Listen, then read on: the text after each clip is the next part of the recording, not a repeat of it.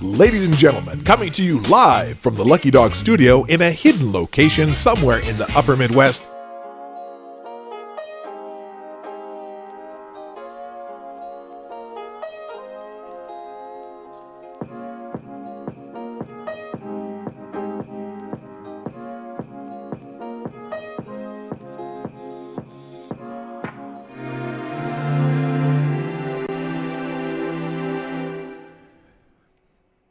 Yeah, I did just do that. I did do a redo because I needed to have some sound. Hey, and yes, I do look the same as yesterday because I'm wearing this sweatshirt is great in the cold, and it is damn cold outside where I live. So just that's how it goes. Let's do it.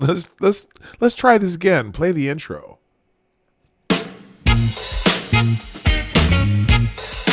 Ladies and gentlemen, coming to you live from the Lucky Dog Studio in a hidden location somewhere in the upper Midwest of the United States of America, it's a brother making his own way, but with all the wrong opinions.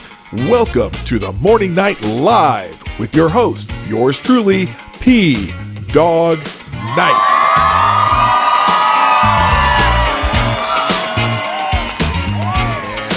Stop the music.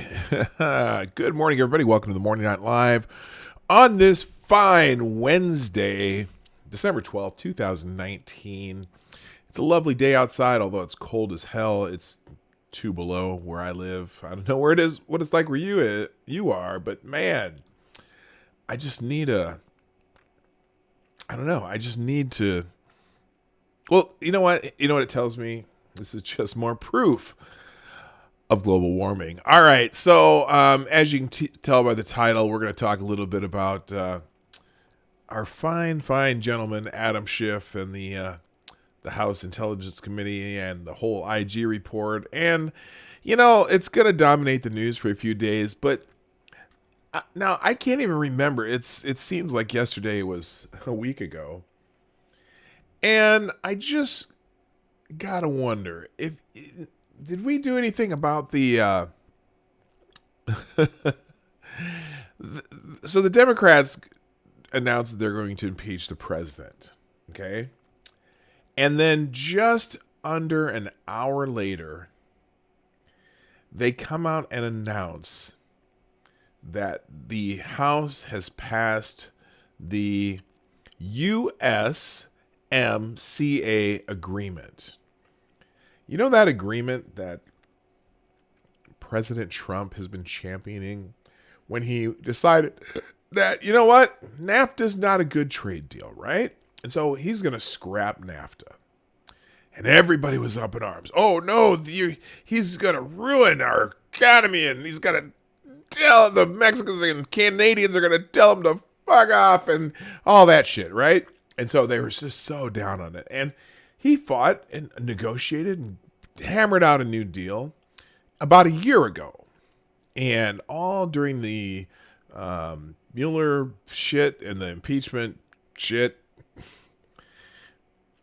the House Democrats weren't doing anything with it, right?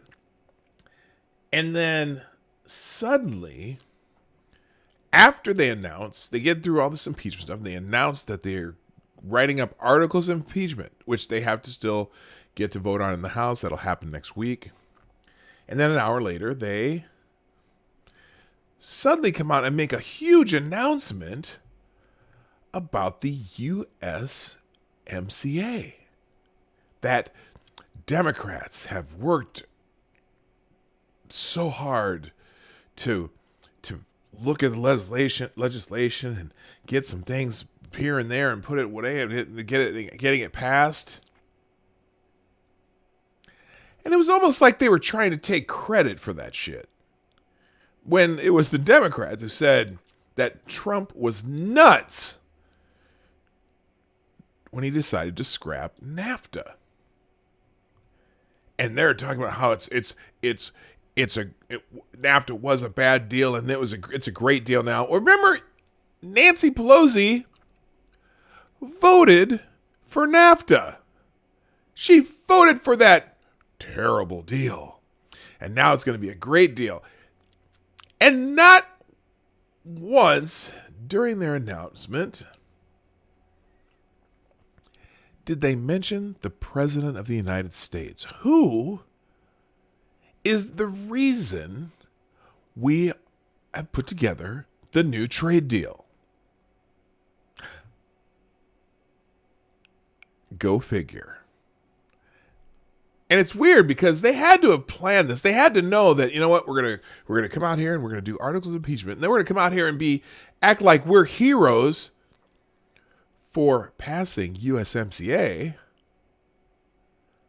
when that was the president's pet project, or somewhat one of his pet projects, just one of many things that Trump has said he was going to do when he became president of the United States.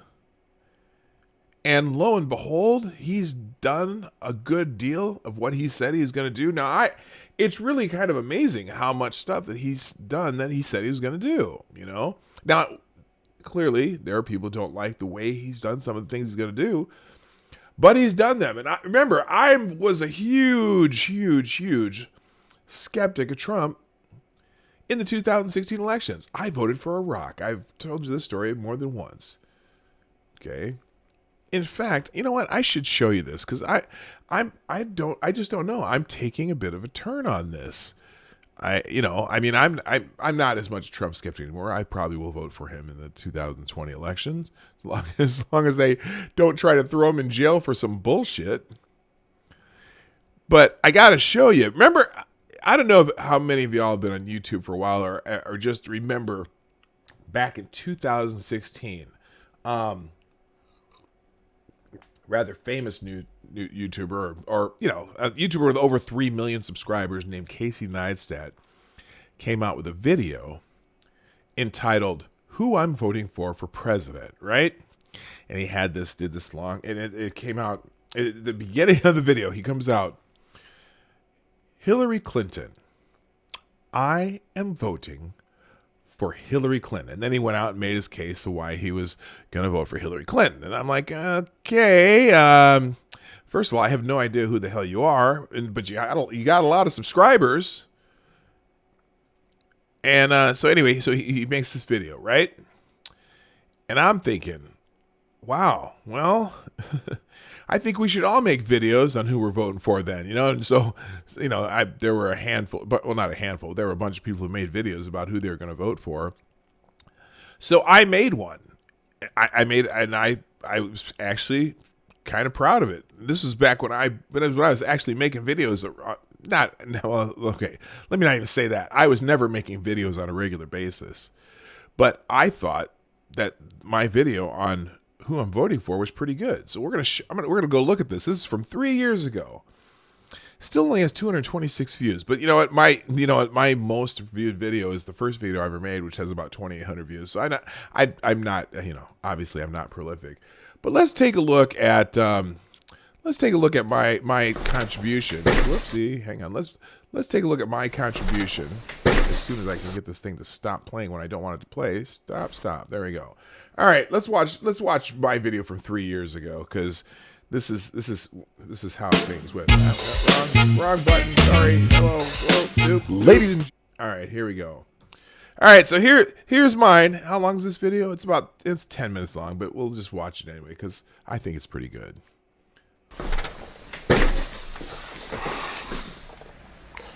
Hillary Clinton.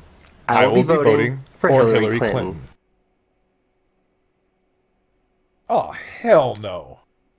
Maybe I'll just get on that Trump train and I will vote for Donald J. Trump. Oh, man. I can't even believe I said that. What the hell's wrong with me? We have over 320 million people in this country, and our two major political parties couldn't come up with better candidates than these? What the fuck? Ah, yes, my old intro music. I miss that one. This is back when I had no idea what I was doing. But I'm telling you, in 2016. Hey everybody, this is P-Dog Knight, finally getting another video up on YouTube, and I just want to talk to you a little bit about Election Day 2016, which is fast approaching. Actually, that's not entirely true.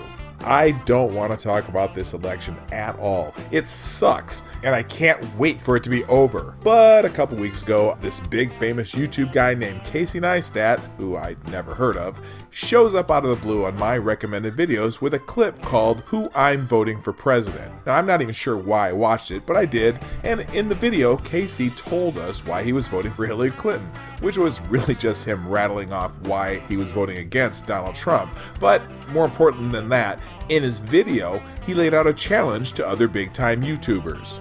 I want to end this by calling out all the big YouTubers. Some I know and some you viewers might know. See, making videos like this, they're not popular, they're not going to get you subscribers, they're not going to boost your view counts. Yeah, there is something... No, there. Look at his subscriber count at the time. It was 5 million. 5,500,000. And this video had over almost 5 million views when I was looking at it. Yeah, and also me not being a big YouTuber. In fact, I was a nobody. I'm still fairly a nobody by YouTube standards, but you guys are here, and that makes me very happy. But I don't think he wanted people to make videos like this. I really don't. He wanted people to make videos in support of Hillary Clinton. But anyway, I digress. Let's go on. Much more valuable than subscribers or dollars, and that's backbone. That is not being scared to stand up for what is right, regardless of the cost. Oh, well, I absolutely agree with Casey on this particular point. Now, I'm definitely far from being a big-time YouTuber. In fact, I may be one of the smallest YouTubers to even try to. I had 1/10 of my subscribers. I had 442 subscribers at the time. But hey, it just, gotta start somewhere, right? Casey's call. But in the interest of doing the right thing and proving to America that I, P-Dog Knight, indeed have a backbone, I will make the great sacrifice and tell you, my 42 subscribers, and anyone else who might be watching, who I will be voting for President of the United States in 2016. Now, in my opinion, the President of the United States may be the most important job in the world. I mean, think about it. We have the world's largest consumer economy, the strongest, most technologically advanced military. We set worldwide trends in style. Okay, I just gotta laugh. I forgot that I had a clip of Justin Timberlake in this video.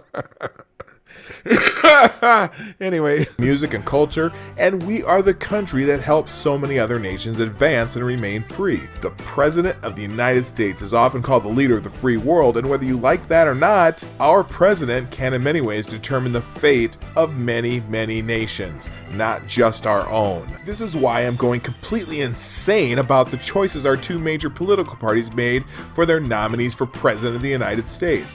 With all the great challenges we face in the world, one party has nominated a liar, a cheat, a person who will likely get us into another war, who really has no plan on what to do about terrorism, who moves money through a shady so-called charitable foundation for their own personal enrichment, and whose economic plan will likely destroy our fragile economy, and is always telling us what we want to hear, thinking it will fool us into believing they actually have any core values. And the other party, they nominated the same thing, but with different genitals, of course.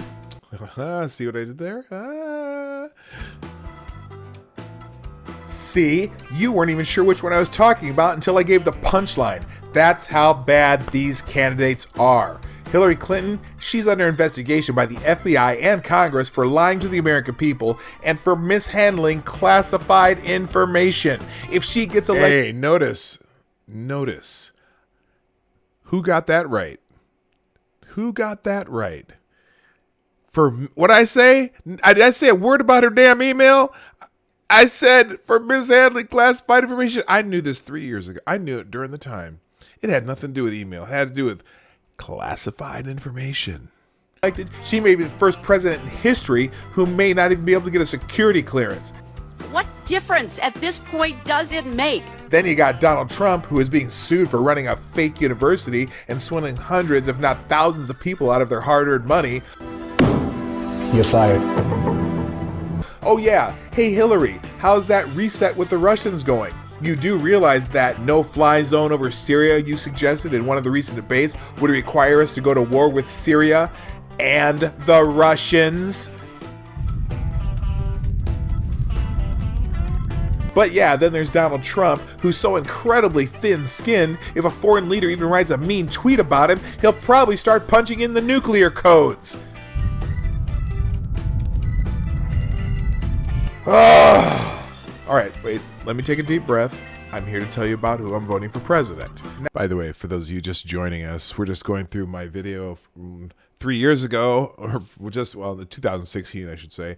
I was making a spoof on Casey Neistat's Who I'm Voting for President video. Anyway, here we go. Now, I started out way back in the beginning of the Democrat and Republican primary season saying that I was never Trump and never Hillary.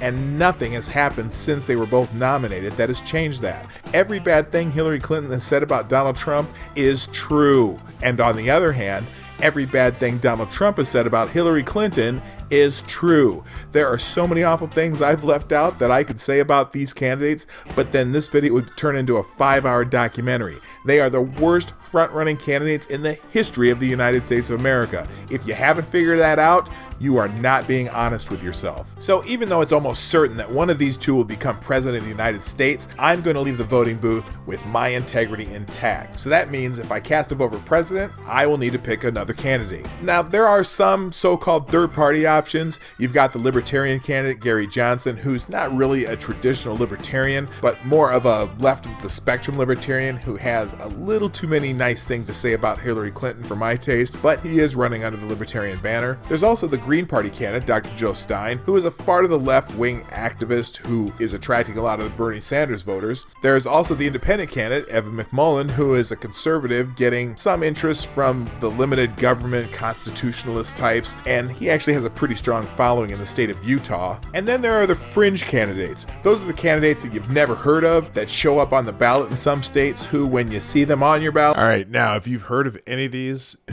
before or since seeing this video on my channel, you let me know in the chat. I bet you never heard of any of them. Well, maybe you have. I can't remember who they are. Well, we'll see. I'll check it out. But you say to yourself, who the hell is that? For example, on the sample ballot from my state, we have Daryl Castle from the Constitution Party. We have Dan Vodchek from the Legal Marijuana Now Party. Allison Kennedy from the Socialist Worker Party. And of course, Rocky Rock de la Fuente from the American Delta Party.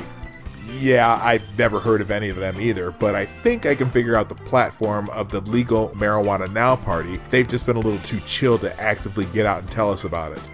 But let's face it, none of these candidates have a chance in hell to become president. Everybody knows it's going to come down to Hillary Clinton or Donald Trump, and no matter which one is elected, it's going to be a disaster. Unless we, the American people, find a way to stop it. Well, wait.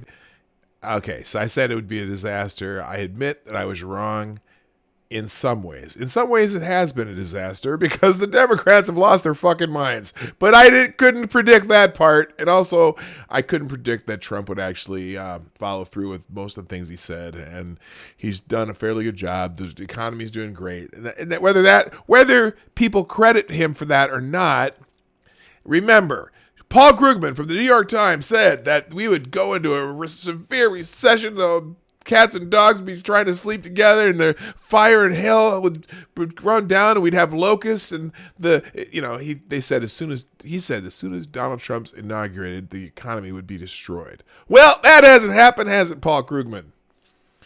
That is why I decided to make this video.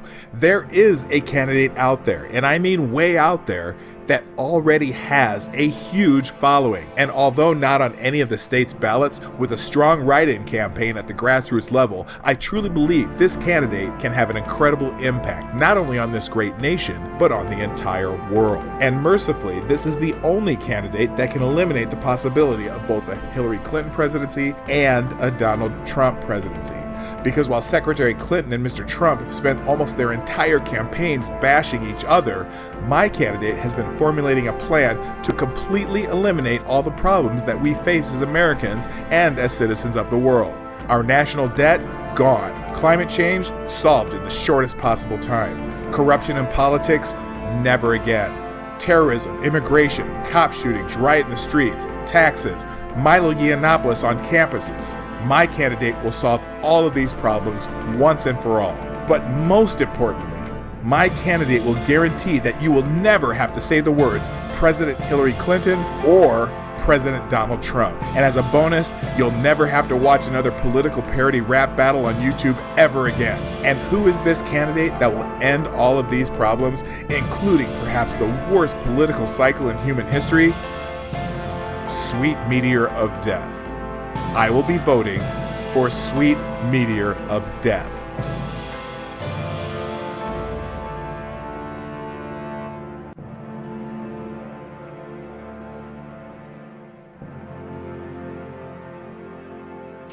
It brings a tear to my eye. Ladies and gentlemen, and all the rest of you that I really haven't learned all the pronouns and signifiers for, if you feel like the Democrat and Republican parties have let you down, it shouldn't be a surprise. Most democracies in human history have only lasted an average of 200 years. We are well beyond our expiration date, and the fact that Hillary Clinton and Donald Trump are our major presidential nominees, and of course the fact that the Cubs won the World Series, should have already proven that to you. So I'm asking you to join me and hundreds of thousands of others in sending a message to our major political parties by writing in the only major candidate guaranteed to end our misery. Please vote on November 8th by writing in Sweet Meteor O Death. And one final note, I need you to help me spread the word. If you like this video, hit that little thumbs up like button down here somewhere, and even more important, also down there is a little arrow with the word share next to it. Hit that share button and share this with all your friends and family on Facebook, Twitter, Snapchat, Tumblr, and whatever other social media you use. There are only a few days left until Election Day, and we need to get the word out.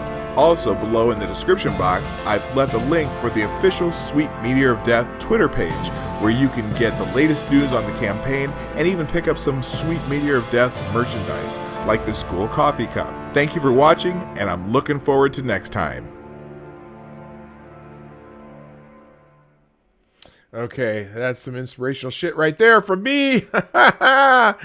Yes, that was my what do you call it? My who I'm voting for in the 2016 election, and you shared it on Grindr. Oh, thanks. All right, before we get into the shift show, let's say good morning to everybody. Hey, C. Thomas, back in the top spot and gets the bell. Good morning, sir. And good morning, Chi-Town J. Check your logic. RVA Duck Dog. Johnny Hellcat. Not Johnny Gillhat. Not John. You know, the person who ends up behind my next guest, I always feel bad for them at first, but so here, let me do this again. So I went check your logic, RVA, Johnny Hellcat, the gayest person on YouTube. No, Johnny Hellcat is not the gayest person on YouTube. The gayest person on YouTube is the gayest person on YouTube. Also, did I say check your logic? I think I did, but I'll say it again. And good morning, Maddie, Irish Rose, Marsupial Gamer, MC Hammer Time, Tyler F, Pincalo, and Jason Burns. Did I miss somebody? I hope I didn't miss anybody. If I missed you, put something in the chat and I'll try to remember to get that. So anyway, that was my my foray into video making. I think that was, let's see, that was the third video I ever made. Oh, and then hang on a second here. There is a prologue to that video that I followed up with. And so I'm going to show you that. It's only about 1:26. I think you'll get it. Here we go. Here's the prologue.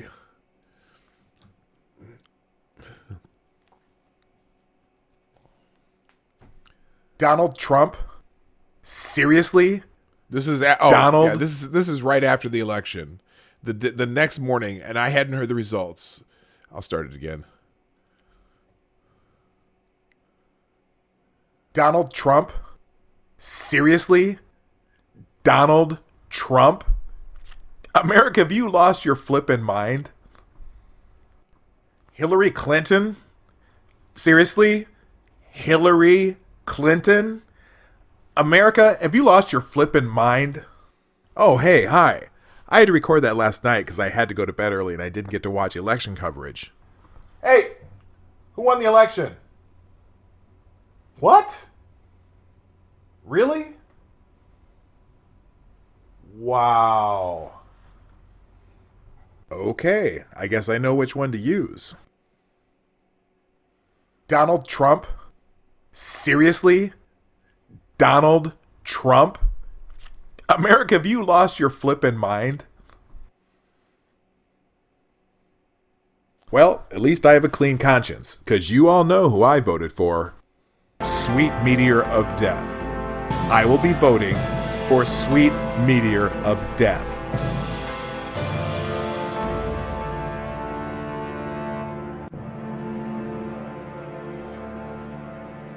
All right, so there we go. All right, let's get into the shift show because I've kind of wasted almost a full half hour on me. But that's okay, you know. I think you like me. You like me. You really like me. All right. So as you know, we've had articles of impeachment drawn up, and we've had the IG, the Inspector General report, come out. And this first article, the SMOD is always running, Marsupio Gamer, just to be honest with you. Before, I'm sorry, I forgot. You know what I forgot to do? By the way, since you're here and you come here often, and even if you don't come here often, hey, I know you like me. You really like me. So hit the like button while you're thinking about it, or I'll remind you on the way out. Also, if you haven't already shared the video out, or you can even just retweet me on Twitter. If you follow me on Twitter right here at PDogKnight, you can retweet the show out. Retweet, not like, retweet, because that's how we get it out to more people faster. And super chats through the Streamlabs link in the description down below. Also do donations through that and through Venmo, which is also the at PDogKnight down here. I'll have to write that in there somewhere. Anyway, so the IG report came out, and now when way back when they were talking about the FISA the FISA report, right? The FISA Act, and the going to the courts to get approval to, for lack of a better term, spy on the Trump campaign. Now, I know people don't like that word spy. Some people don't like that, but that's technically what it is. I mean, spying isn't always a bad thing, okay? If it's done correctly, if it's done with the proper, permissions and whatnot. But, well, here, let's just get into this article because it's well written.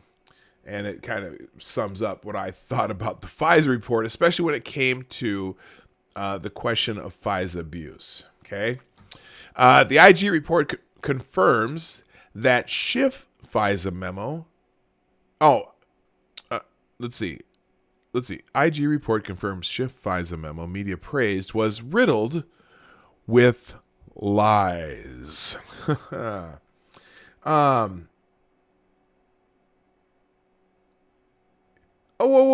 Pincalo. Okay, here's where you're at. Okay, what's this? There's no way I did not just hear you say and keep my Annapolis School campuses. Okay. You have to get in the context of that video. That was actually just a joke. Okay, this was a satirical video. You must have, did you just come in like in the middle of that? I'm hoping that that's the case. The video is complete satire. Okay, I was joking about who I was going to vote for president, and that was just a list of funny things that were a joke. So, no, I did not. I have no interest in keeping Milo off campuses. I don't care what Milo does. If Milo gets invited to a campus by a campus group, that campus group should be allowed to listen to that person without any dickheads and masks and fire and shit, by the way. Oh, that was that. Okay, I'm just making sure because I only glance at the chat so often. So okay, you're good. You're being sarcastic. No. Anyway, all right. So anyway, nearly 2 years later, the Inspector General report vindicates the Nunes memo while showing that the Schiff memo is riddled with lies and false statements. The new Inspector General report on FISA abuse settles the debate between Republicans and Democrats on the House Permanent Select Committee on Intelligence.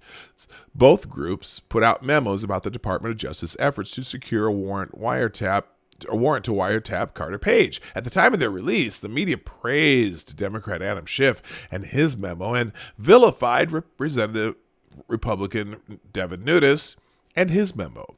Nearly 2 years later, the Inspector General's report vindicates the Nunes memo while showing that the Schiff memo was riddled with lies and false statements. In other words, Adam is full of Schiff. The memo from the Republicans on the House Intelligence Committee reported: 1. A salacious and unverified dossier formed an essential part of the application to secure a warrant against a Trump campaign affiliate named Carter Page. This application failed to reveal that the dossier was bought and paid for by Hillary Clinton and the Democratic National Committee. 2. The application cited a Yahoo News article extensively. The story did not corroborate the dossier, and the FBI wrongly claimed Christopher Steele, the author of the dossier, was not a source for the story. 3. Nellie Orr, the wife of a high-ranking Justice Department official, also worked on behalf of the Clinton campaign effort. Her husband, Bruce Orr, funneled her research into the Department of Justice. Although he admitted that Steele was desperate that Donald Trump not get elected and was passionate about him not being president, this and the Orr's relationship. Yes, he did. Oh, did I get yeeted? The hell's going on? Okay, it's reconnected. All right, good. The Democratic minority on the committee at the time, because originally this is when the Republicans were still in control of the House, led by Representative Adam Schiff, who is full of Schiff, put out a response memo with competing claims. Their claims are: 1. FBI and DOJ officials did not omit material information from the FISA warrant. 2. The DOJ made only narrow use of information from Steele sources about Page's specific activities in 2016. 3. In subsequent FISA renewals, DOJ provided additional information that corroborated Steele's reporting. That's hilarious. 4. The Page FISA warrant allowed the FBI to collect valuable intelligence. 5. Far from omitting material facts about Steele, as the majority claims, DOJ repeatedly informed the court about Steele's background, credibility, and potential bias. Oh my God, they use the word Steele and credibility in the same sentence. That's frightening. 6. The FBI conducted a rigorous process, quote unquote, to vet Steele's allegations. They did not. And the Page FISA application explained the FBI's reasonable basis for finding Steele credible. Au contraire, mon frère. And 7, Steele's prior reporting was used in criminal proceedings. Well, at one time he was a decent source, but they fired him for not being a good source and for leaking to the press and having shady information in some of his stuff. That's why they stopped using him. Each of these claims were found by Horowitz to be false. Horowitz found that the FBI and the DOJ officials did, in fact, omit critical material information from the FISA warrant, including several items exculpatory to Page. Material facts were not just omitted, but willfully hidden through doctoring of evidence. So this is the thing. All these people who were like, they were kind of, there were people out there kind of spiking the football when this report came out. Like James Comey came out like they were coming out smelling like a rose. And if you would have watched Andrew McCabe and who's the other dude? James Baker. They were on the Chris Cuomo show just smiling ear to ear like they'd been completely vindicated. It's just a joke. And in fact, anyone who put their name on the FISA warrant applications, anyone who signed off on them should be subject to perjury charges. I'm literally, I mean, when they submit a FISA warrant application, a FISA warrant application, all the evidence that they are giving to the judge to make that decision, they, by putting their name on that application and all the subsequent renewals of that application, anyone who put their name on it is under oath saying that everything in it is true, because the judge is only granting the warrant based on the fact that everything they're getting from the FBI is true.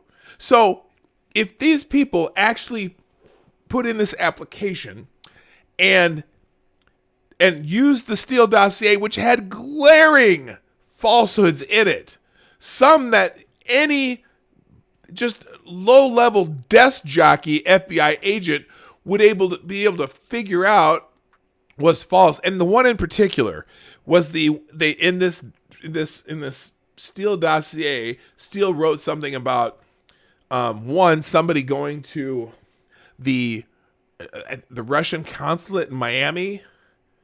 Now, just that one detail alone is impossible, because there is no Russian consulate in Miami.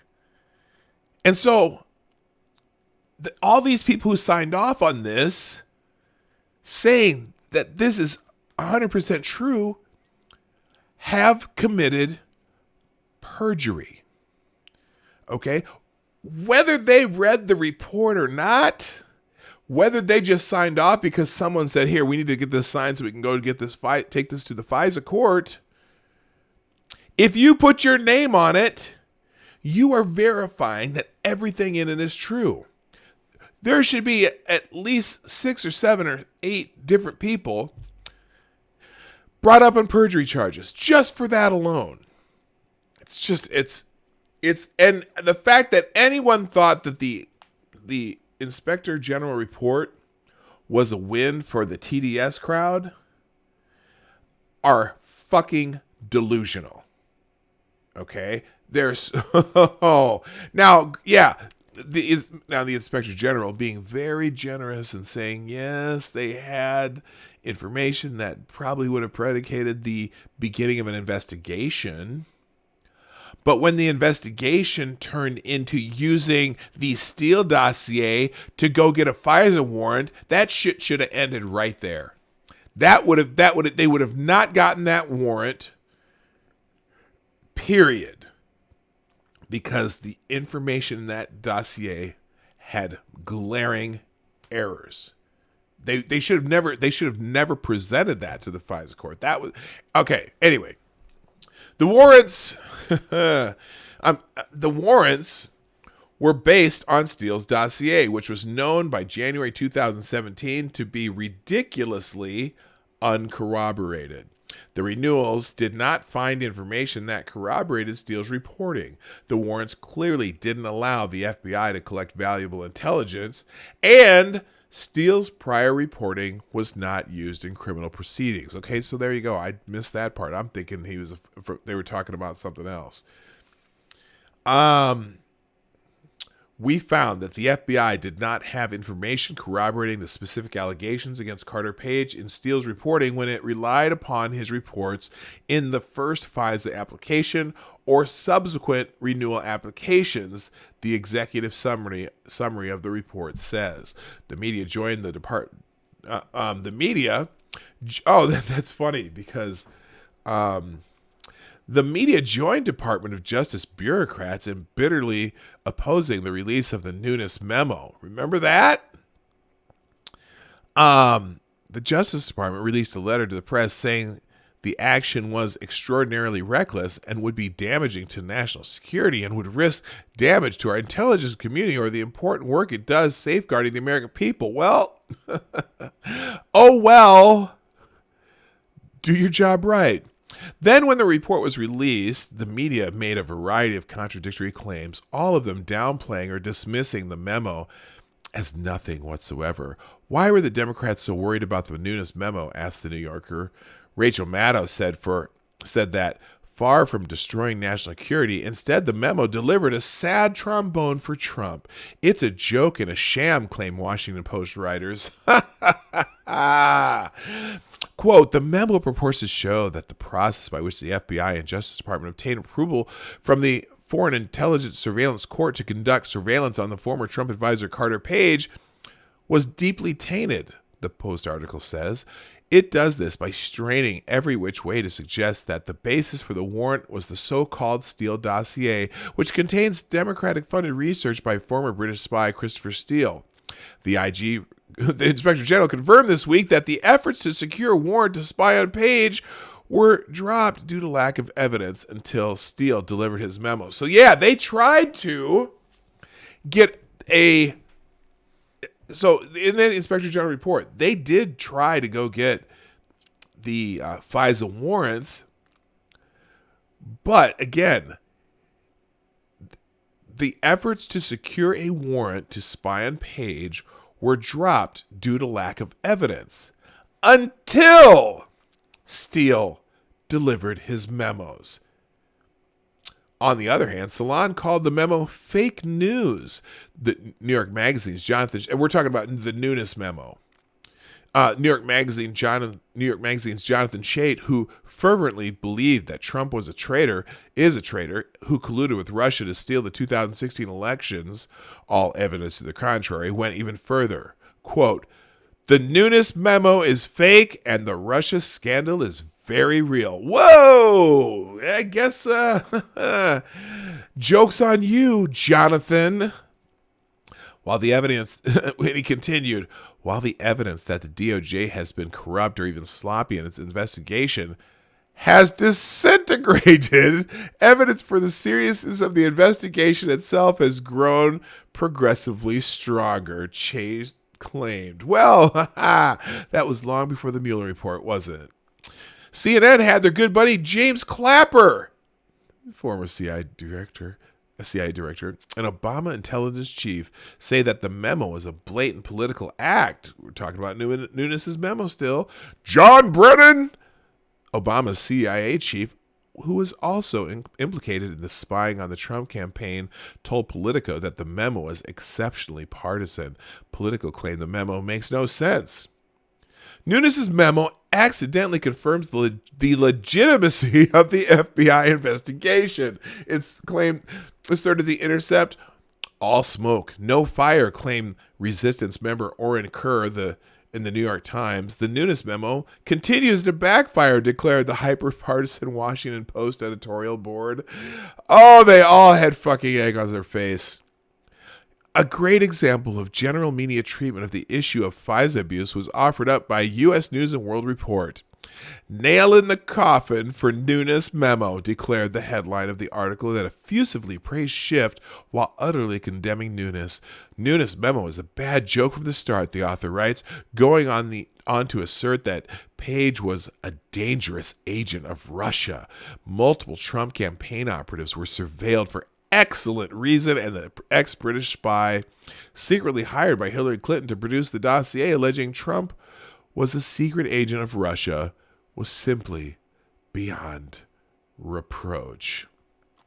If the GOP's defense of Page is puzzling, so is its targeting of Steele, an accomplished British former spy with an expertise in Russian. Vladimir Putin claimed the U.S. News and World Report article. Steele's reputation with most reporters was not based in reality, and he doesn't even claim he verified any of the information in his report, which a sprawling special counsel investigation was unable to corroborate any of its central and major claims. It is unclear if the media will revisit, much less apologize for their false claims about the Nunes memo or credulous support of the Schiff memo. So yeah, the media, which, well, I should say Democrats and the media, but then that's being redundant,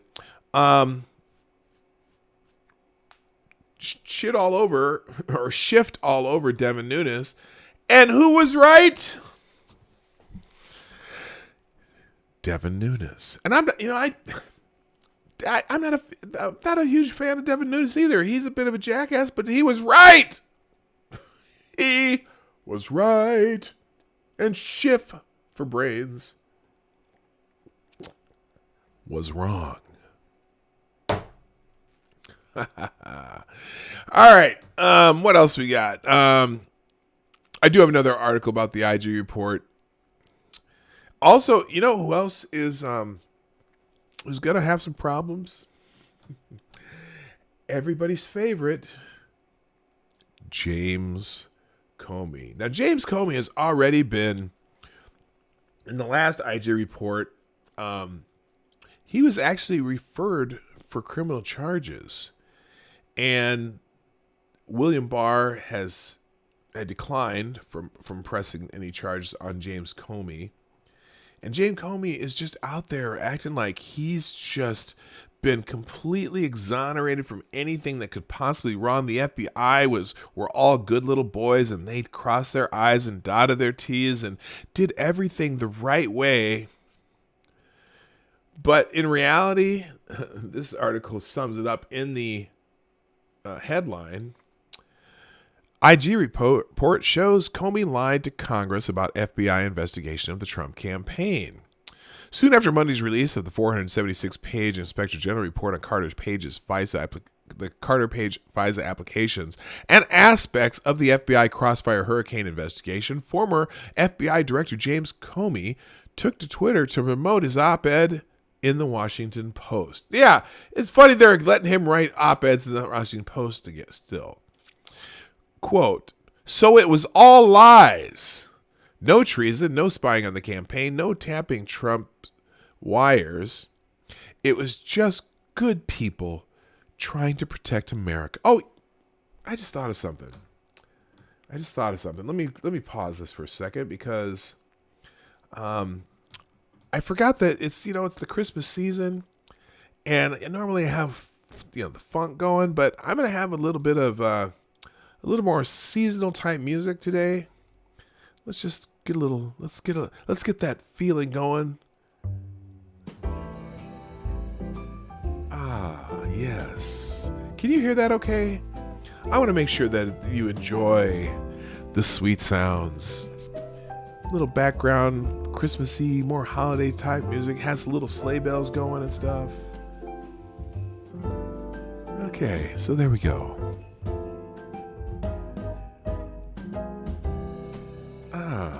Can you hear that? I hope you can. Let's get back into the article, and I'm gonna moderate myself and just be a little more smooth and enjoy the feeling of the season as I read about James Comey and his lying, cheating bastard self. Soon after Monday's release of the 476-page Inspector General report on the Carter Page FISA applications and aspects of the FBI Crossfire Hurricane investigation, former FBI Director James Comey took to Twitter to promote his op-ed in the Washington Post. So, it was all lies. No treason, no spying on the campaign, no tapping Trump's wires. It was just good people, yes, good boys, little boys, trying to protect America. Comey tweeted with a link to his opinion article that demanded those who attacked the FBI for 2 years should admit they were wrong.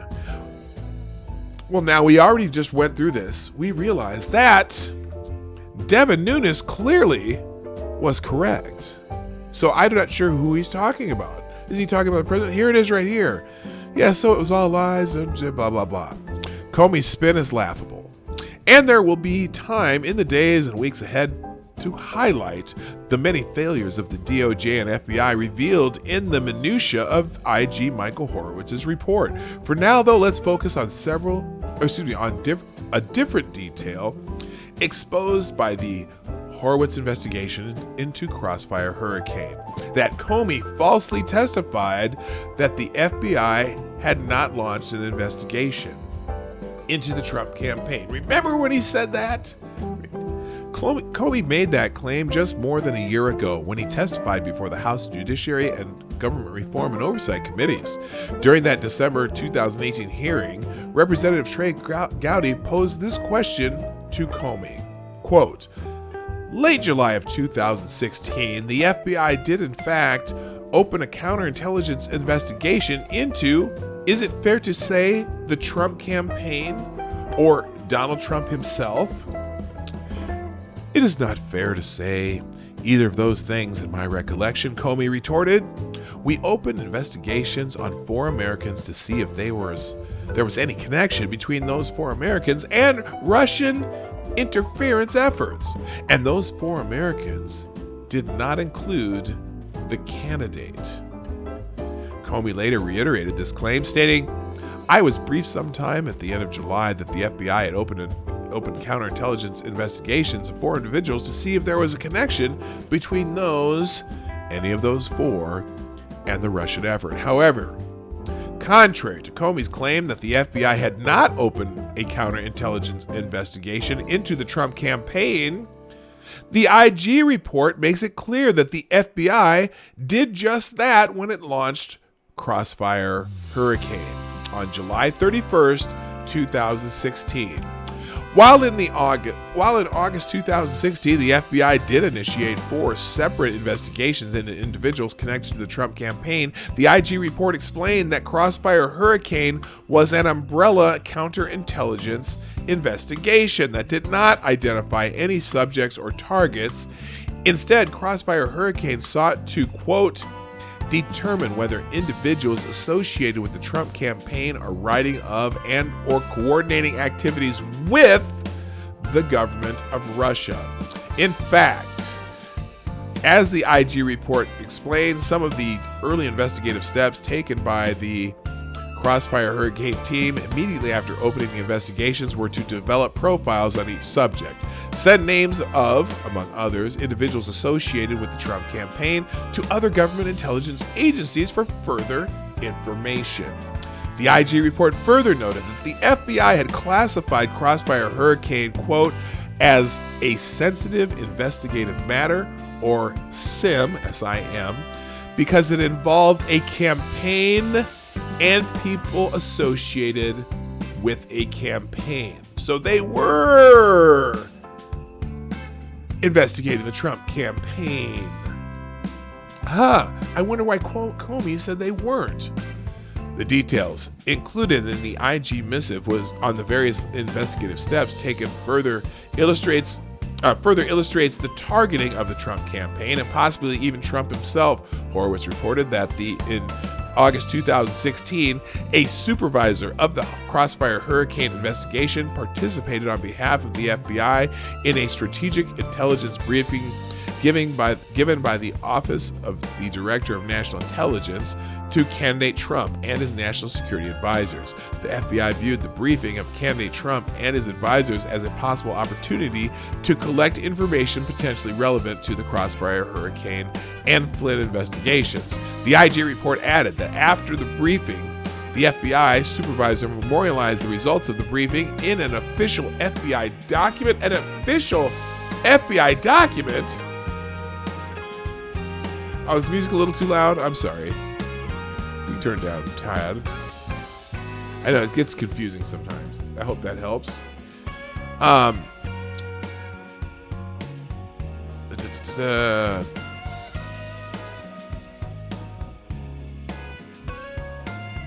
Okay, so not only did the Obama...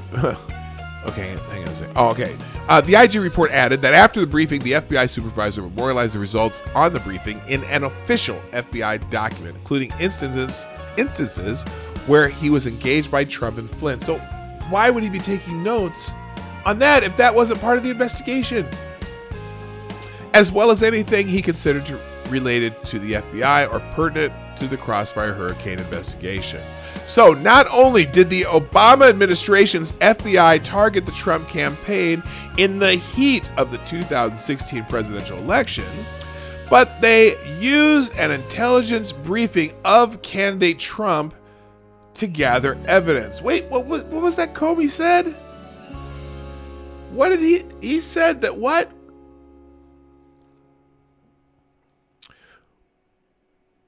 We opened investigations on 4 Americans to see if there was any connection between those 4 Americans and the Russian interference efforts, and those 4 Americans did not include the candidate. Well, my goodness, that seems a bit false. That's under oath to the Congress. I don't even need to read the rest of that article.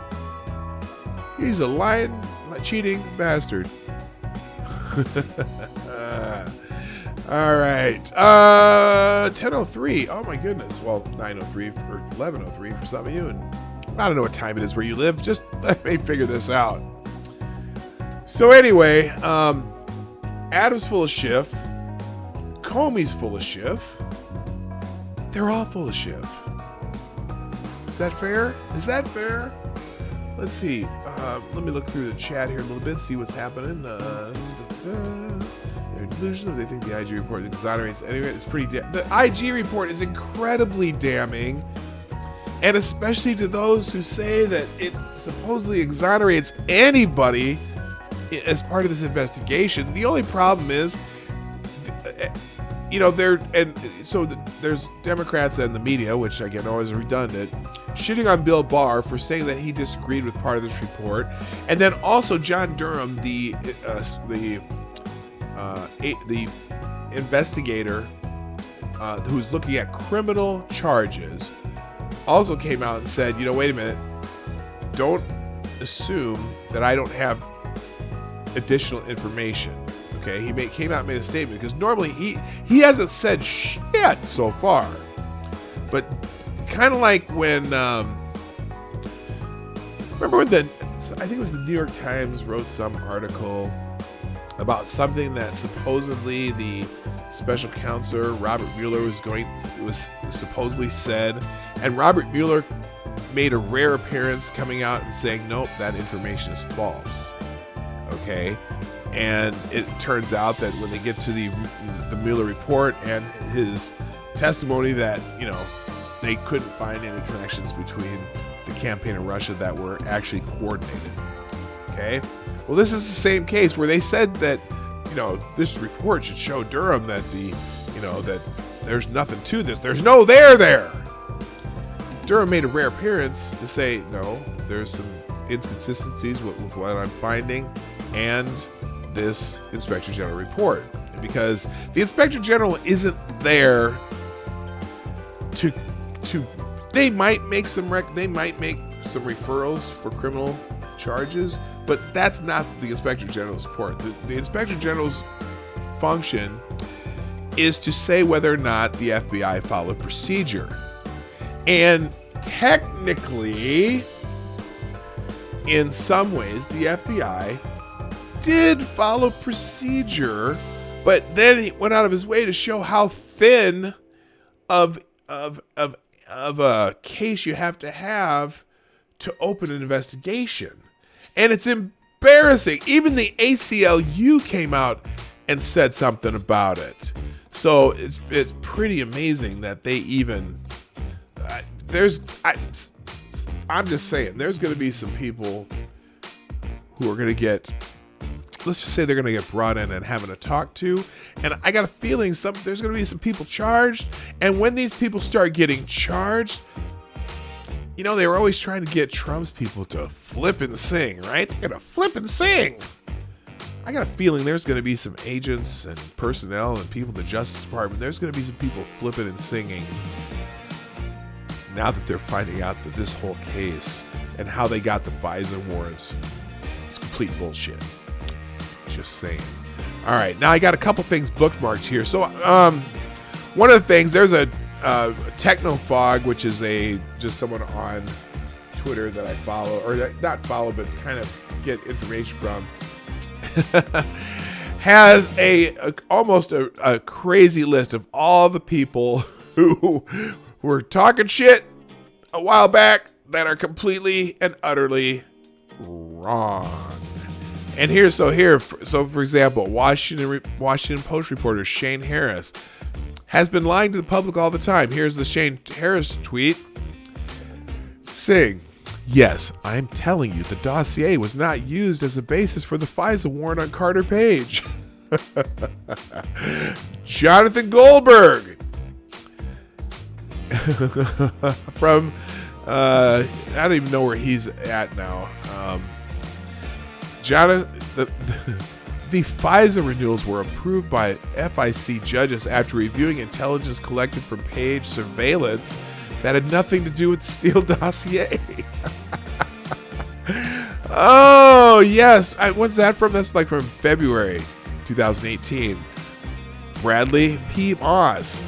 I want apologies from every pathetic hack logmaker and pundit who went out and made it sound like the dossier alone was used to get the Page FISA warrants, or that DOJ somehow concealed the source of the info so as to trick the FISA judge. The Inspector General report specifically says they did leave out some pertinent information regarding to who specifically got this information, aka the DNC and Hillary Clinton paying for Steele to get this bullshit. The notorious and inaccurate NBC News correspondent Ken Delanian, he wrote an article, Why Trump is Wrong About Carter Page, the Dossier, and the FISA Warrant. Reuters DC National Security Correspondent James Landley. Dossier played a minor role in Page FISA warrant. Major reason FBI believe Page recruited by Russian intelligence from recordings of 2 SVR officers discussing him during 2015 probe into Russian illegal working in New York branch of VEB Bank. False. New York Times contributor Will Wilkinson. This is good. Get it straight. The Republican candidate's campaign brought on a guy already under investigation for shady Russian dealings. 2, dossier financed first by Republicans, then by Democrats. Yeah, no, the dossier was not financed by the Republicans. The Republicans hired Fusion GPS to do opposition research. It was the Washington Examiner and one of the candidates. Then, when that was over, they dropped it. Then, the Fusion GPS offered it to the DNC and Hillary Clinton campaigns. Then, at which they obliged, what little research they had done, then they commissioned the Steele dossier. The Republicans didn't pay for the fucking Steele dossier. And dossier info wasn't grounds for issuing a FISA warrant. Yes it was. Most of the info has been validated. No it wasn't. CNN legal analyst Renato Mariotti. You missed one. Dossier isn't bogus since parts of it have been confirmed. What parts? Did they spell the names right, Renato?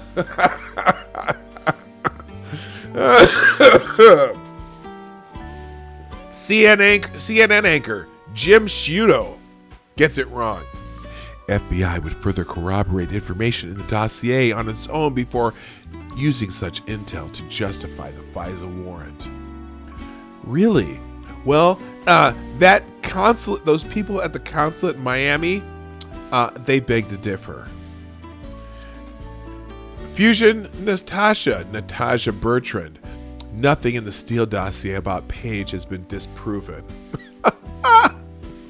NBC News DOJ correspondent Julia A. Ainsley. Page was renewed 3 times, meaning new evidence was found, and this didn't hinge on the dossier. They got no new evidence before they renewed it. They renewed it because it was running. Because they were running out of time.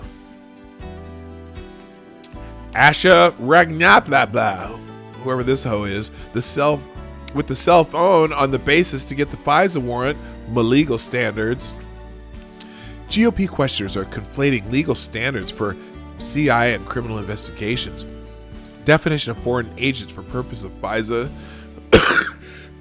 excuse me, is not the same as the one charge someone with a crime under FARA. Crossfire Hurricane was open. This is from the report. Crossfire Hurricane was opened by CD and was assigned case number used by the FBI for possible violations of the Foreign Agents Registration Act, which makes it a crime to act as a foreign agent, agent of a foreign government without making periodic public disclosures about the relationships. All right. CNN senior justice correspondent Evan Perez. Sessions says dossier was substantially discredited. That's not true. Many allegations haven't been corroborated, but discredited isn't true. Bullshit. CNN reporter Daniel Dale. The dossier wasn't falsely submitted. Washington Post blogger Jennifer Rubin. Everybody's favorite. Did Lindsey Graham even read the FISA application? Why would he say it largely relied on the Steele dossier? That is false. Oh, really? They rejected the FISA warrant until the Steele dossier was added to the mix. Sucker. Just Security co-editor-in-chief Ryan Goodman. Bam. Dem memo. In subsequent FISA renewals, DOJ provided additional information obtained through multiple independent sources that corroborated Steele's reporting. Now let's stop saying Steele dossier has not been corroborated by the FBI. Oh, is that what Adam Schiff is telling you? The Dem memo by Adam Schiff? Adam Schiff for brains?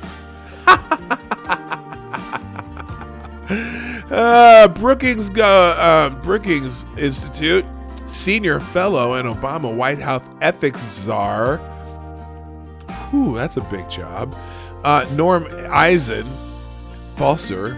Flynn's plea statement admits widespread collusion during transition, and there is much evidence it started before. Your buddy Nunes' memo proves FBI investigation was based on much more than Steele dossier, and that dossier is more and more corroborated by the day. Sucker. Suck it, more like it. And in case Shane Harris tries to delete this tweet, yes, I'm telling you the dossier was not used as the basis for a FISA warrant on Carter Page.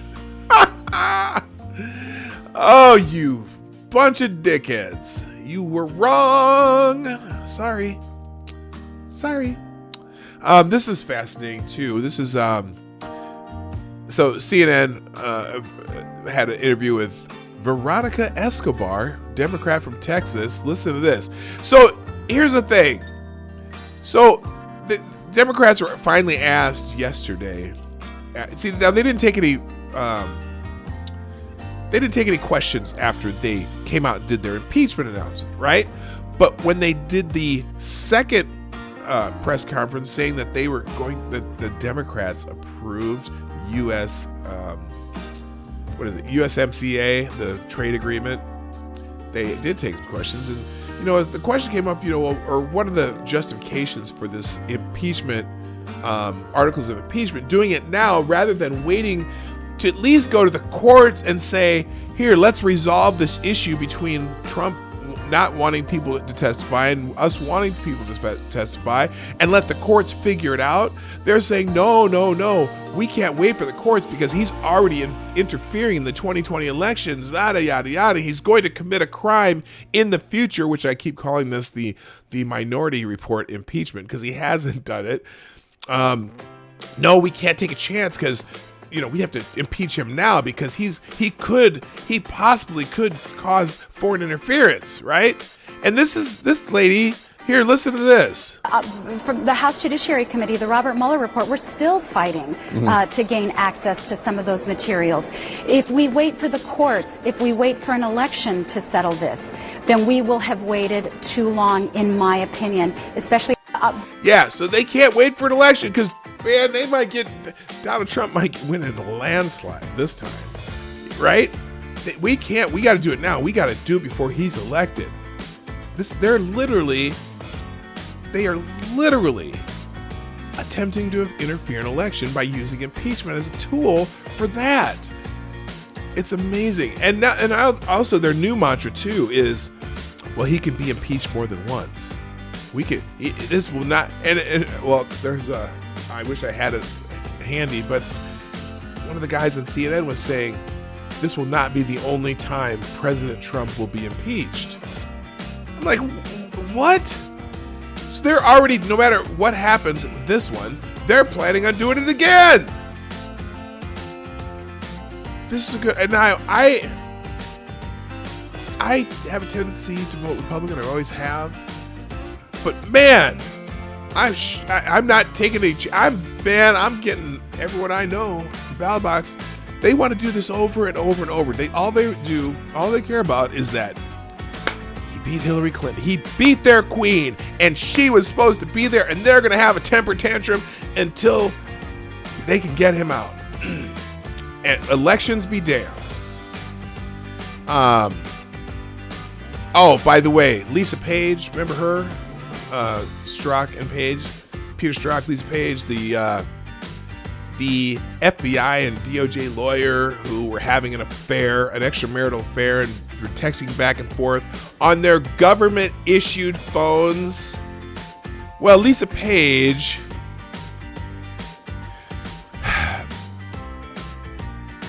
is suing the Department of Justice over the text message release. Can you believe this shit? FBI lover Lisa Page sues Department of Justice, claiming she was left unable to work and she's in therapy. She's in therapy. God damn it, stop putting ads in front of my shit.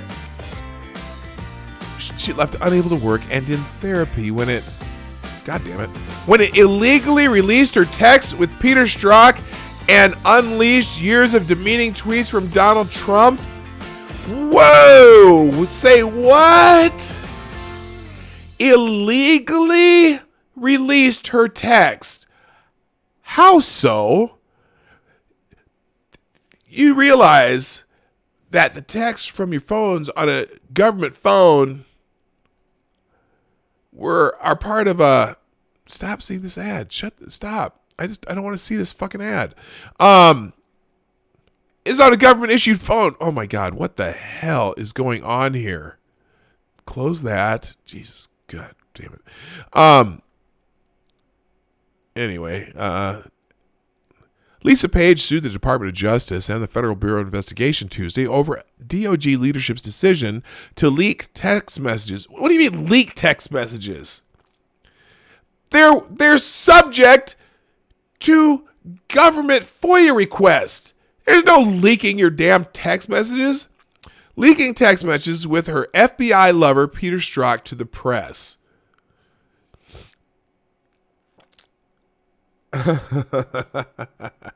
You know, Judicial Watch got all that shit through a FOIA request. They got them too. In a 23-page court filing, Page's attorneys spell out how, on December 12, 2017, former Attorney General Jeff Sessions' spokeswoman invited reporters to the Department of Justice headquarters after normal business hours and showed them the text.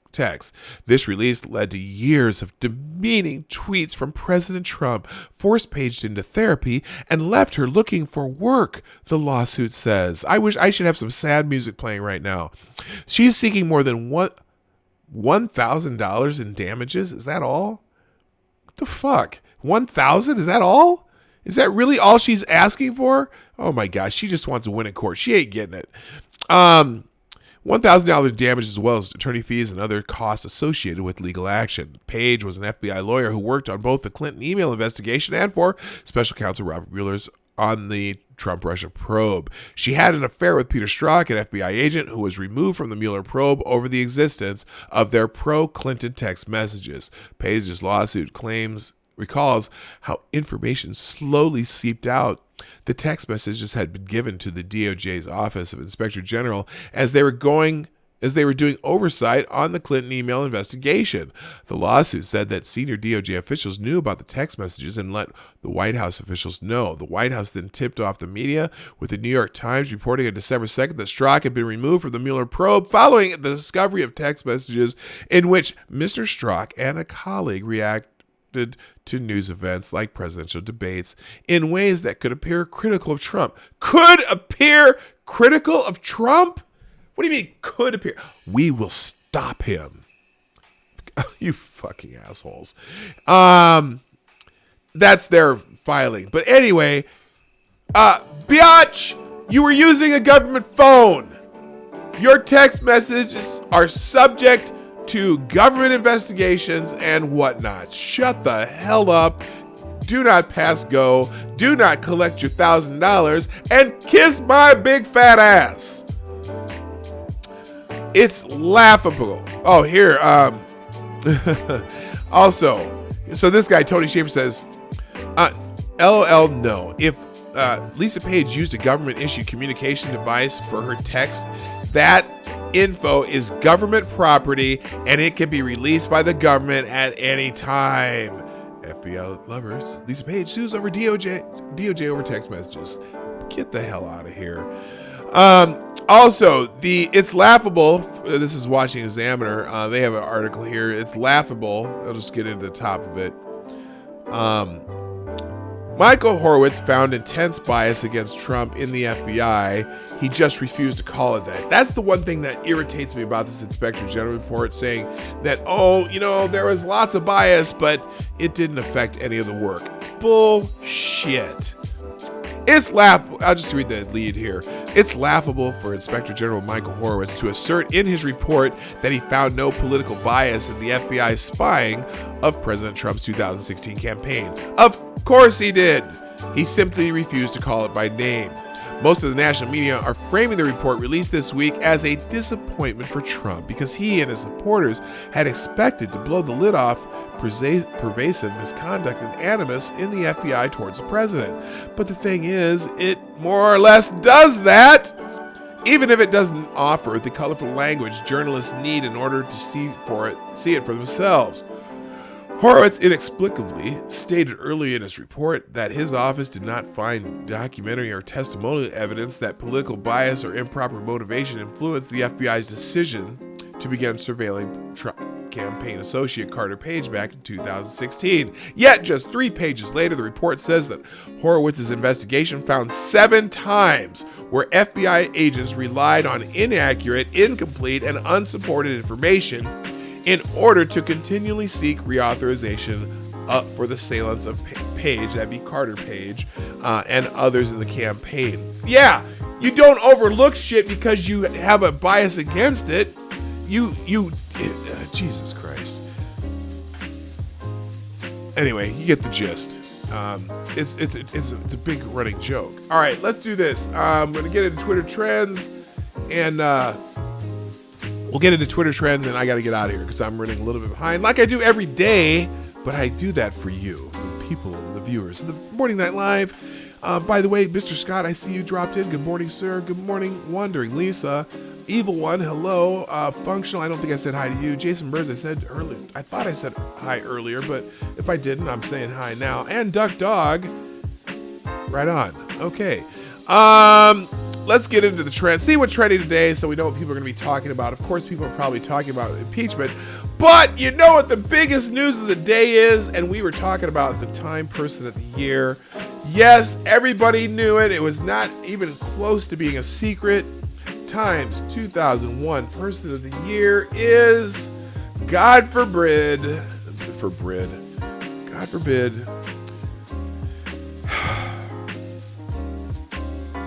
Greta Thunberg.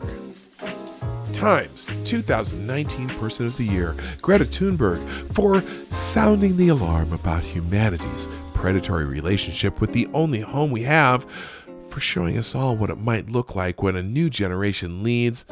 Greta Thunberg is Time's 2019 Person of the Year. Congratulations, Greta. Look at this. Now they do this photo shoot. Now I've been in a magazine photo shoot at least, or newspaper a couple different times. And so you spend a lot of time going out there and getting the perfect look. In fact, when I was in GQ magazine, I got to work, Mark Seliger, who's one of the greatest celebrity photographers out there. They came to our house and took pictures of me and my family. And, they set up every shot in certain ways. They try to make sure the light's in a certain way. Now look at this shot of Greta Thunberg. Okay? They got her looking all teary-eyed and shit. Because that's what they want. They want her to be all teary-eyed and shit. It's just, oh God, it's so. I don't know. I'm sorry. I guess, you know what? Look, Greta Thunberg's a huge newsmaker for 5 minutes of this year. Okay, and yes, they have the protests going now and whatnot. I'm sorry. I think we were right the other day when I saw somebody suggest who I thought would have been the perfect time person of the year. That's not Greta Thunberg. The perfect time person of the year would have been, and when they say person of the year, they don't mean the greatest person of the year or whatever. They just sample some really shitty people have been time person of the year. Adolf Hitler was a time person of the year. Try to think if y'all, and I know you all have examples of shitty people who are time person of the year. So, you know, oh God, I just set it up. I know it's going to show up in my chat. Tell me what. Chat, help me out. Think of people who have been time person of the year who you think are shitty people. And I know a name's going to pop up that's been time person of the year. That's going to pop up, and I'm just going to kind of laugh and know it's there. Anyway, so great for Greta Thunberg. Okay, let's get into the rest of the Twitter trends because I'm just sick of looking at her teary-eyed face. She's so, how dare you? I think that just kind of a facial feature that she has. Okay, number one on Twitter trends, though, is not Greta Thunberg, which is shocker. Hitler's one. Yep, there you go. Greta is not, but the gift of socks is trending number one on Twitter. Now, it's spelled SOX, and it says it's MLB trending, so it has to be something about baseball. And yes, it's trending with Fenway Red Sox and the gift of socks. Apparently it's Happy Gift of Socks Day, the Boston Red Sox. Let's see what this is about. Oh, it doesn't really do that. I don't know what that means. Also to clarify, Keep Mookie does not qualify as a gift of socks request. Please and thank you. The official Twitter of the Boston Red Sox. I'm not sure. Let's see. My husband is one ball shy of completing the 25-man roster of the historic 2014. Any chance you could find a signed Alan Embry ball? Oh, okay. Apparently the Boston Red Sox does this thing where they, what do they do? Get the first gift of socks giveaway of the day going, shall we? Who wants a signed ball by me and Tessie TMG? Who is Wally? Oh, official mascot of the Boston Red Sox. So apparently you can get signed baseballs. We have gift of socks elves waiting to deliver some donuts to your office. Where are we going, Boston? Okay, so they go out and they give stuff away. Caitlyn Jenner, yep. And Bruce Jenner. Caitlyn Jenner. Richard Nixon. I was the time person of the year in 2006. I'm not a terrible person, though. Come on now. Anyway, so gift of socks. Apparently, everyone's putting in their gift of socks request, and that's why it's trending number one. Moving number two, Wednesday Wisdom.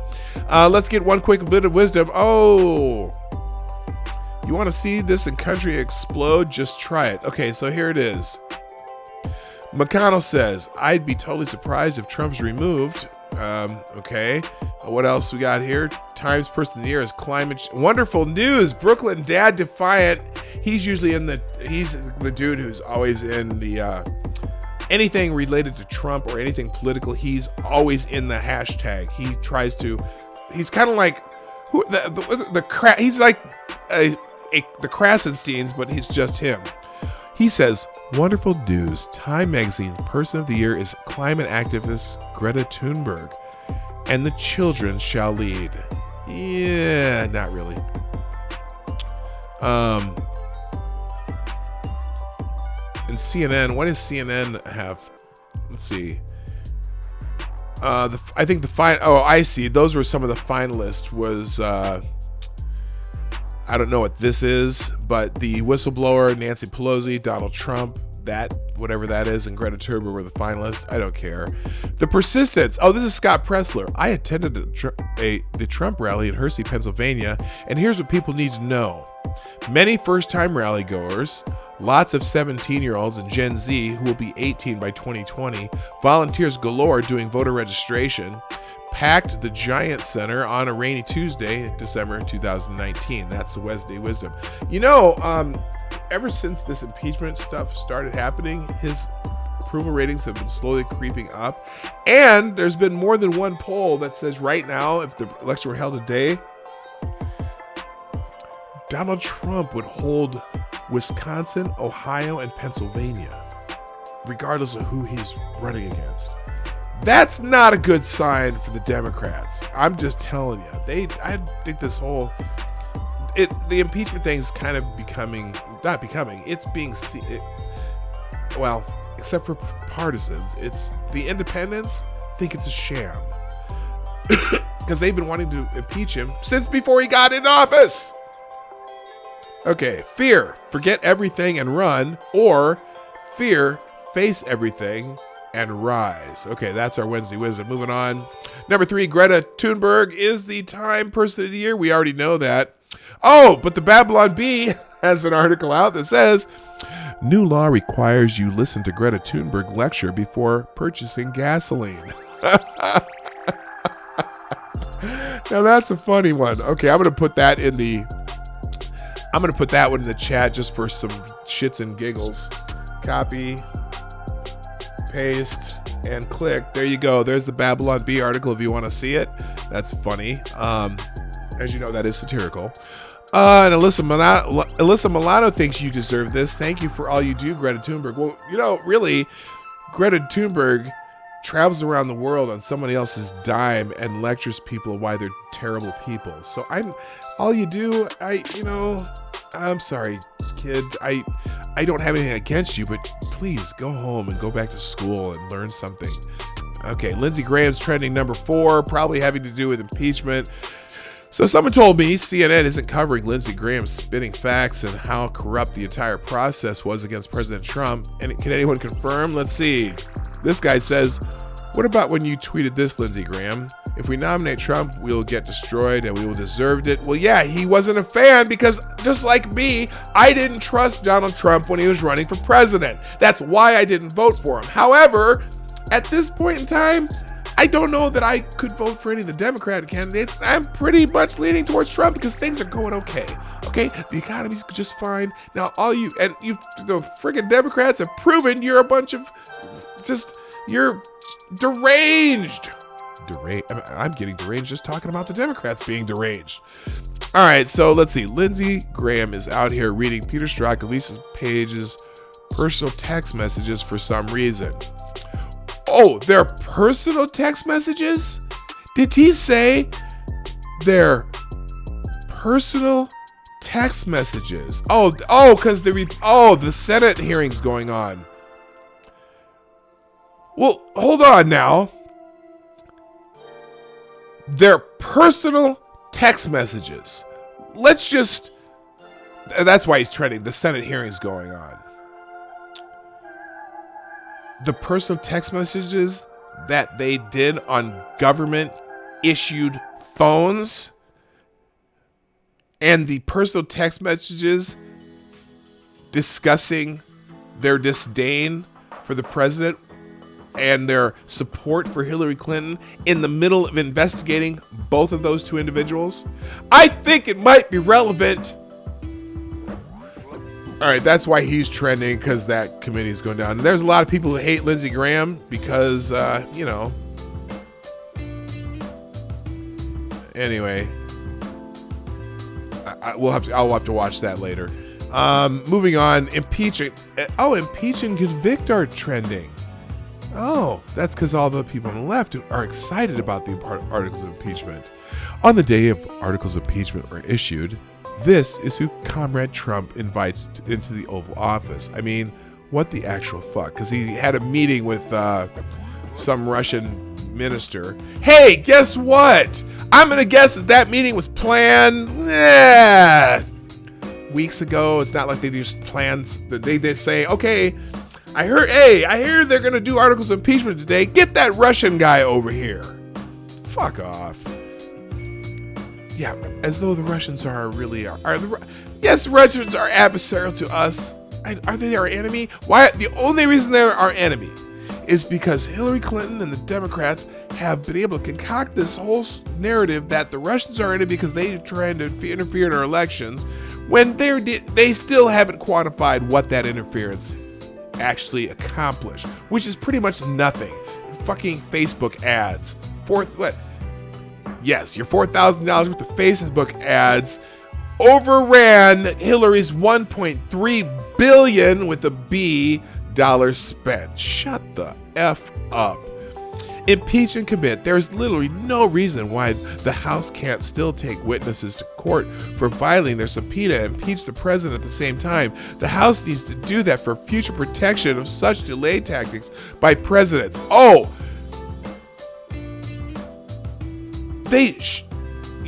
So they did it before they took the people to court on, letting the third branch of government, remember the checks and balances thing?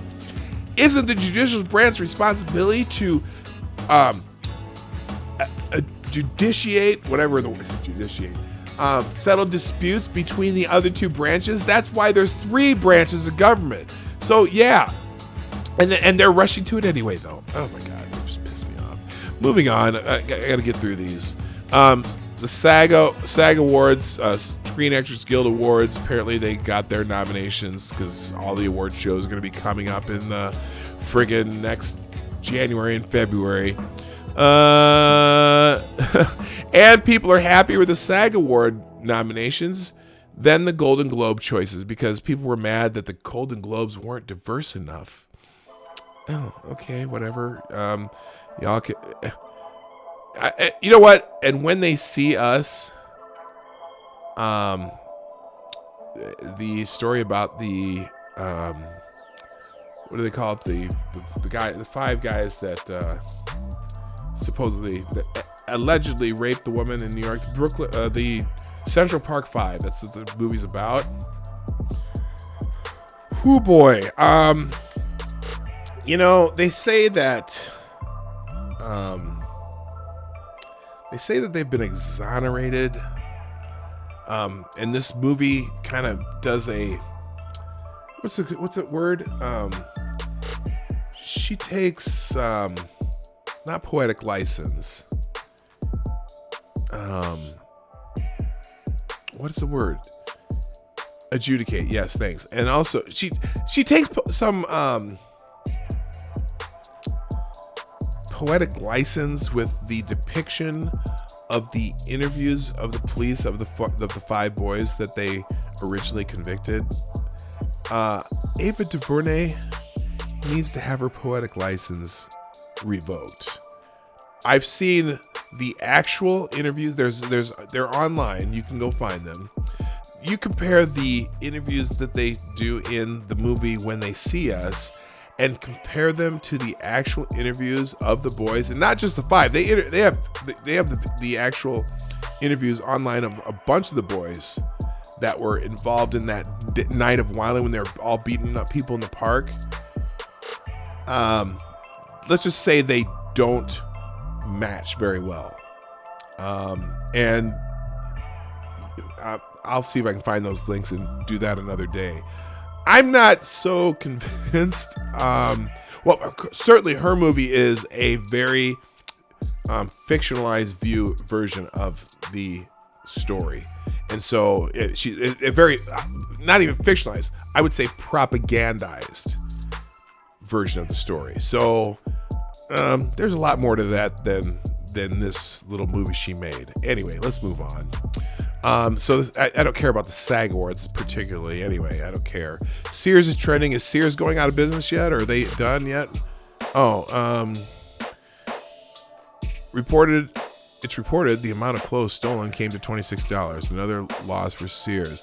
This really just happened at Sears. Oh, there is still a Sears store. Apparently these people stole some shit from Sears. Why are they stealing from Sears? Have some self-respect. Steal from Macy's. Oh, I'm saying these people. These are people that stole from Sears. Look at them running out of there with. Damn. They're stealing clothes from Sears. There's like 8 or 9 of them. What the fuck?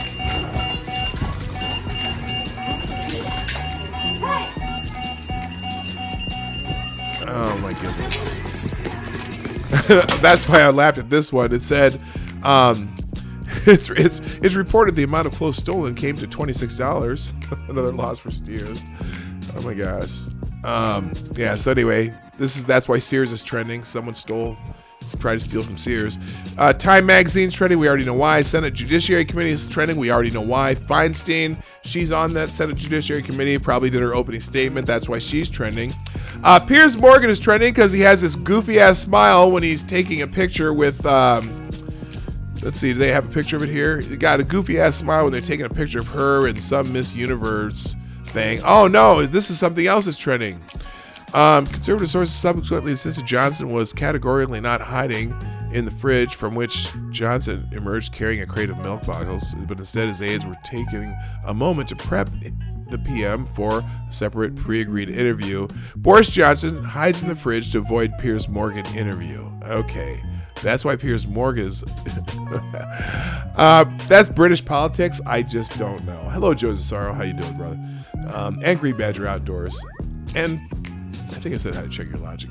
Black Hebrew Israelites are trending. Now, they could have been Time Person of the Year. Oh, I never told you. My Time Person of the Year is Jussie Smollett. If you go by my channel, my P-Dog Night Person of the Year is Jussie Smollett. I should have a ceremony. I should do a whole show on the P-Dog Night Person of the Year award. Maybe I'll do that. I have a few nominees, and I think... Would it be Jussie Smollett? I did dedicate a whole day to him every week for a while. Anyway, anti-Semitic terror attack in Jersey City wasn't by white supremacists and can't be blamed on Trump. It was by Black Hebrew Israelites, a fringe non-Jewish group that sees actual Jews as fake Jews. This means no national conversation on anti-Semitism. I am gonna say skeptical. I'm gonna be skeptical on that. First of all, this whole thing with the gunman who got there, you heard about the thing in New Jersey yesterday. These gunmen were doing something else, and I think they just happened to go into a Jewish store. I don't think that was a plan when they were having this shootout with the police, but we don't know all the facts just yet. That's what I'm saying, Chad. There were postings connected to Anderson's social page and anti-police and anti-Jewish writings. Again, this incident did not start in the store, though. That's why I'm not going to say that is why they did that. But anyway, we'll get more on that later. But people will be talking about it today. So there you go. And another reason that'll get talked about a lot today is because of their involvement in the Covington Catholic story. They are well known for being out on the streets, barking at people and talking shit, and they've become notorious even more so because of the Covington Catholic story. So you'll be hearing people talk about that today. IG Horowitz is still trending. We know why. Wednesday Motivation, Wednesday Thoughts, Senate hearing, and last but not least, Ruin a Reindeer. And that's what we're going to finish with today, since we have the old Christmas music in the background. And the first one, ruin a reindeer, you overcook it.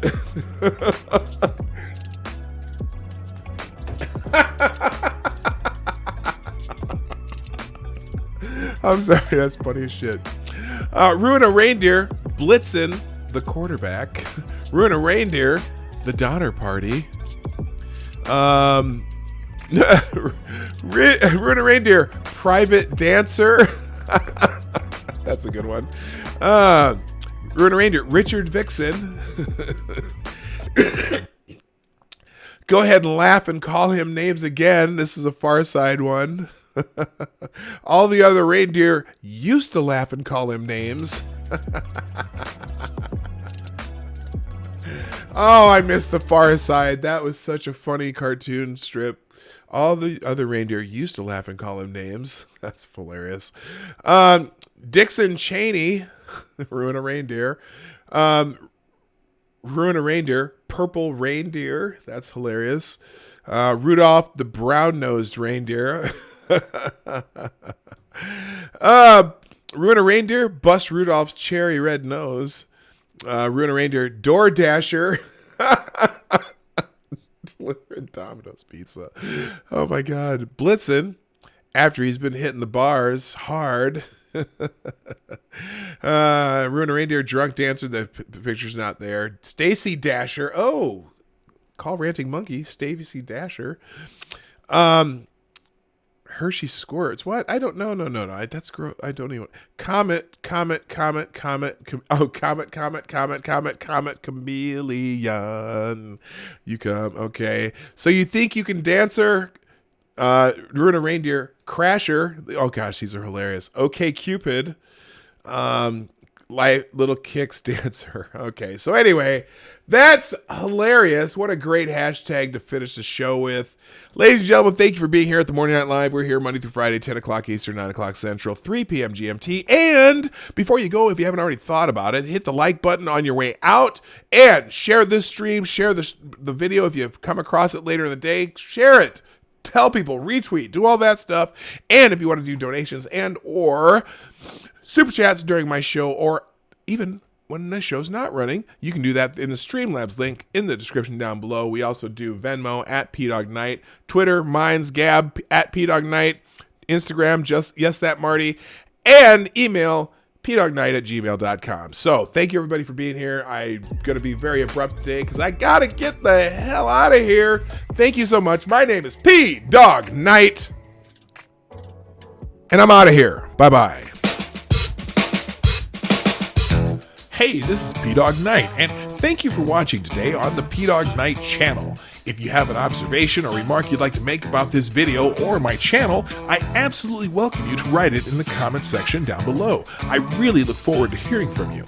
And before you go, if you like what you saw but you're not already subscribed, please make sure you hit the subscribe button and definitely click that bell that pops up afterward so you'll be notified when I post new videos or when we go live. I broadcast my live show, The Morning Night Live, Monday through Friday at 10 a.m. Eastern, 9 o'clock Central. A special thank you to all supporters of this channel who share our videos on social media and who make donations through the Streamlabs link, which is also in the description down below. Thanks again, and until next time, I'm PDogKnight, and I'm out of here. Like